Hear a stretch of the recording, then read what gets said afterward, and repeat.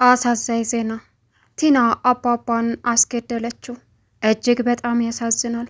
ቲና እንግዲህ 400,000 ብር በመክፈል አባባን ከመጀመሪያ የምትዝተው እሱን ስለነበረ መጀመሪያ ቀድማ እሱን ማስወገር ነበረባት። ከዛ ካሊብን በግላጭ እንድታገኝ ነበረ። አባባም በካሊብ ስለተበሳጨ አሁን አምሽቶ መግባት ጀመረ። ይሄን ጊዜ ለቲና አማራጭ ሆነላት። እናም 400,000 ብር ካልከፈልሽ ሲላትም እሽ ብላ ተስማምታ የአባባን ነፍስ አስጠፋች። እጅግ በጣም ያሳዝናል። እንግዲህ ትሁትና ካሊብ ይመጣሉ እያሉ በእጅጉ ሲጠብቁ አባባን ግን ድፍት አድርጎ አሳረፋቸው። የእውነት ለአባባ ይህ አይገባም ነበር። በእርግጥ ዳኒ አባባን ምንም እንዲሆን አይፈልግም፣ ግን በስራቸው ቢናደድም ለአባባ ግን መጥፎ ነገር አልተመኘም ነበር። ይህች አረመኔ በማለትም ቲና ላይ እየተናደደባት ይገኛል። ካሊብ አሁን ለጥላቶቹ ብቻውን ትተውት አባቱ ይችን ዓለም ተሰናበቱ። በሱ ምክንያት ስለተናደደ እቤት መግባት ስላስጠላውም ነገረው። እኔ ኮኖኝ አባቴን በገዛ ቤቱ መኖሪያ ያሳጣሁት ይገባኛል እያለም ማልቀስ ጀመረ። እጅግ በጣም ያሳዝናል። ሰላም ውድና የተከበራችሁ የዙዙነት ሚዲያ ቤተሰቦች እንዴት ናችሁ? ልይ ሰላማችሁ ይብዛልኝ። ለዚህ ቻናል አዲስ የሆናችሁ ሰብስክራይብ ያደረጋችሁ ቪዲዮውን እስከ መጨረሻው ተከታተሉ። እንግዲህ ዛሬ የቲና ክፋት ይፋ ወጥቷል ማለት ነው። በእርግጥ አሁን አንቺ ለሌላ ሰው ከተናገርሽ አንቺንም የኔ ሰዎች ያስወግዱሻል፣ እኔ እስር ቤት እንኳ ብገባ ብሎ አስፈራርቷታል።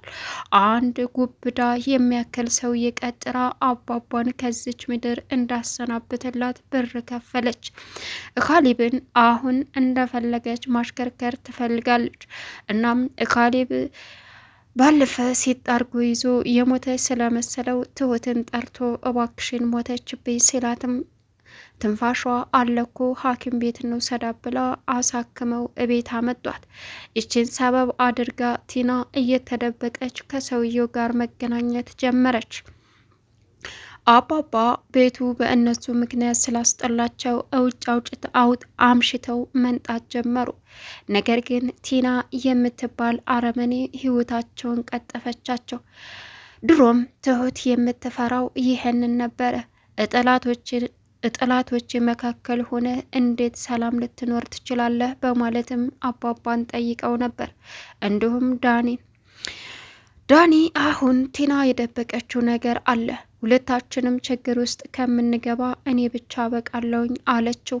እሱም ምንድን ነው እባክሽን ጫፉን እንኳ ንገሪኝ ሲላትም በፍጹም ልነግርህ አልችልም፣ እኔም የገባውበት እንደ ቀልድ ከባድ ነገር ሆኖ አጋጥሞኛል አለች።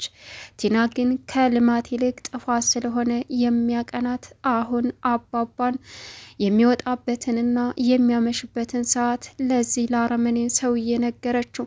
ሰውየውም ገንዘቡን በአካውንት ላስተላልፍልህ ስትለው እንደዛማ ሊሆን አይችልም በማለትም ምንም ሳይቀበል መጀመሪያ ላይ ቃብዲ ስትልም አልፈልግም አላት። እና እንዴት አምኜህ ነው ቃብድ ሳልሰጥ እምሰጥህ ጨርሻለችው። እኔም አምኜሽ መስሎኝ ራሴን አደጋ ውስጥ የምከተው አላት። ያንን 400,000 ብር 450,000 ብር እሽ ብላ ሰጠችው። ከካሊብ የወሰደችውን ካሊብ በተደጋጋሚ ውጭልኝ ሰበብ አድርገሽ አልጋዬን ቀማሽ ሲላትም አሞኛል እያዞረኝ ነው ትላለች ውሸቷን። እሷ ግን ትራሱን አልጋ ላይ እሷ እንዳለች አስመስላ አስተኝታ እዚህ ሰውዬ ጋር በድብቅ ትገናኛለች። ይህን የጠረጠረው ዳኒ ግን በድብቅ ሌላ ሰው ጋር እየተገናኘሽ ነው ወይ? እኔንም መደበቅ ጀመርሽ አላት። እሷ ግን እየደበቅኩ አይደለም በማለትም እሱ ፍጥጥ አድርጎ ሲይዛትም በቃ ተይው ሲላት፣ እዩልክ እኔም እንደ ቀልድ የገባውበት አደጋ በጣም አስቸጋሪ ነው፣ እኔ ብቻ ያልወጣ አንተ እዚህ ውስጥ እንድትገባ አልፈልግም አለችው። እሱም ምንድነው የተፈጠረው? ጫፉን እንኳን ንገሪኝ፣ አታስጨንቀኝ አላት። አባባ አምሽቶ በመጣ ሰዓት ትሁትና ካሌብ በጭንቀት ሊፈነዱ ሲል የመጀመሪያ ቀን ተመልሶ በሰላም መጣ። አባባ አለች ትሁት። ምን ናቸዋል? አስጨነቅከን እኮ አለ። እንዴ ምን ያስጨንቃችኋል? ቆይ እሺ ስደውል ስልክ አታነሳው። እኔ ምን ላድርግ? በእናንተ ምክንያት ቤቴ አስጠላኝ። ታዳ ምን ልሁን አሉ አባባ። ካሌብም እባክህ አባባ እባክህ አትበለኝ። ትሁትም ደክመሃል መሰል ተረጋጋ፣ እራት ላንጣለህና ብላና ተኛ አለቻቸው። እርሳቸውም አልበላም በልቻለሁ በማለትም ገቡ። ትሁቴ በቃ በስንት ጊዜ የተወው ማምሸት መልሼ እዛ ቦታ ከተትኩት። በቃ በእኔ ጥፋት ሰውየው እኮ ከቤት እንዲባረር አደረግኩት አለ ካሌብ። ካሌብ ተረጋጋ፣ አሁን ተወው፣ አሁን ትንሽ ጠጥቷል፣ በሰከነ መንፈስ ነገ ታወራዋለህ አለች። አሁን በንደት እቲና ጋ ሄዶ ካሌብ ጮኸባት። ተነሽ ውጭልኝ በማለትም እጇን አንጠልጥሎ አስወጣት። እሷ ግን የምትሰማ አይደለችም። እናም ራሴን አሞኛል አዙሮኛል ብትለውም ለምን ድፍታቴ ቀስ በቀስ ሲጥ እያደረግኩኝ እንድትሞች ነው ማደርግሽ፣ ከዚህ ቤት ካልወጣሽ አላት። ሚስትህ እኮ ነኝ እንዴት ጎዳና ልትጥለኝ አለችው። የማናባሽ ሚስት ነው? ሚስትነትሽ ለኔ እንጂ ለአባቴ አይደለም። ይሄ ቤት ደግሞ የአባቴ ነው። አባቴ በፈለገ ሰዓት አውጥቶ መጣል መብት አለው አላት። እሷ ግን አሰማም።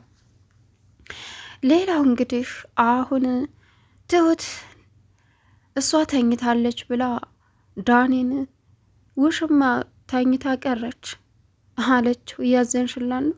ታያት እባክሽ አላት። እንዴ ይህን ሁሉ ሰዓት ተኝታ ቀረች አሟት እንደሆን አለችው። ከዛም ሄድና ሲያያት አንቺ እስካሁን ተኝተሻል እንዴ አለ ዳኒ። እናም የአልጋ ልብሱን ገለጥ ሲያደርገው ትራስ ነበረ። ደነገጠ። ከዛም ቲና ያን ሰውዬ አግኝታ ተመልሳ እየመጣች ነበር። በስማም አንቺ ወየት ሄደሽ ነው አላት። ወየትም ኤልሽ በተደጋጋሚ እየወጣሽ ነው እና ሽንት ቤት ሆኜ ይሆናል። አሁን ደግሞ እንደዚህ ታደርጊ ጀመርሻ? በድብቅ ሰው እያገኘሽ ነው ሲላትም ማንንም አላገኘውም አለች። ከኔ የሚደበቅ ነገር የለም፣ የሚያመልጥ ነገር የለም፣ እደርስበታለሁ አላት። እሺ ይህንን ቀስ ብዬ አሳውቃለሁ፣ በቃ ከትንሽ ቀናቶች በኋላ እባክህን አለችው። አልታሰበ ችግር ውስጥ ገብቻለሁ፣ ስለዚህ ተረጋጋና ሁሉም ቀስ ብሎ ይታወቃል አለችው። በጣም ታናደደም ተገረመም። ታኔም እየደበቅሽኝ ነው አላት። አይደለም ዳኒ፣ በቃ አንተ እዛ ቦታ እንድትገባ አልፈለግኩም አለች። ከዛም ትሁት ጋር ሄዶ ለማን ነው እሱ ምግብ ደግሞ አላት። ለውሽማ እያዘንሽላን ነው? ምንም ቢሆን ታማ የለ እንዴ? እኔ እኮ ሰው ነኝ አለችው። ይገርማል፣ አሁን ስላዘንሽላት ይህን ያክል እንደምትወጃት አላቅም ነበር አላት። ምንድን ነው የምትለው? በዛ ላይ መድኃኒት ነው የምትጠቀመው፣ ያለ ምግብ ደግሞ ሌላ ችግር እንዳይፈጠር ሰው ስለወንኩ በቃ አለችው። ለማንኛውም ስጭኝና ይዤ ልሄድ አለ። ይዞ ሄዶ ያንን ምግብ ሲያቀርብላት ምንድን ነው እሱ? ትሁት አዝናልሽ ስለታመምሽ በጣም እንትን ብላልሻለች፣ ምግብ አምጥታልሻለች፣ ልትመረዘኝ እንዳይሆን አለችው። ከዛ ዳኒም ለመመረዙ እንኳ አንቺ ሳትሻይ አትቀሪም ሲላት ምን እያልክ ነው? ልግልኝ እኮ ነበር አላት። ቲናም ያን ምግብ በላች። ትሁት የካሌብን ልብስ ማስተካከል ጀመረች። ትሁቴ አመሰግናለሁ። ለምኑ? ምግብ ስላመጣሽልኝ። ምንም አይደል። የእውነት ይህንን ደግሞ የምከስብሽ አድርገኝ። አሞሻል፣ አርፍ በይ። አርፌበታለሁ። ዝም በይ፣ ብዙ አታውሪ ለማለት ነው አለቻት ትሁት። አሁን እንግዲህ በድጋሚ አባባ ጠፉ። አባባ አሁን መጠጥ ቤት ገብተው እየጠጡ ነበር። ቲና በድጋሚ ያንን ሰውዬ አገኘች። ሰውዬውም አስጠነቀቃት። እዩልሽ፣ ማንም ሰው እንዳያውቅ፣ እኔ አንቺ ሹፌሬ ብቻ ነን የምናውቀው። ይሄ ነገር ከታወቀ አለቀልሽ። እኔ እንኳ እስር ቤት ብገባ አንቺን የኔ ሰዎች ያስወግዱሻል። እሺ ስለዚህ እያሰብሽበት አድርጌ አላት። እመነኝ እኔ ለማንም አልናገርም አለች ቲና።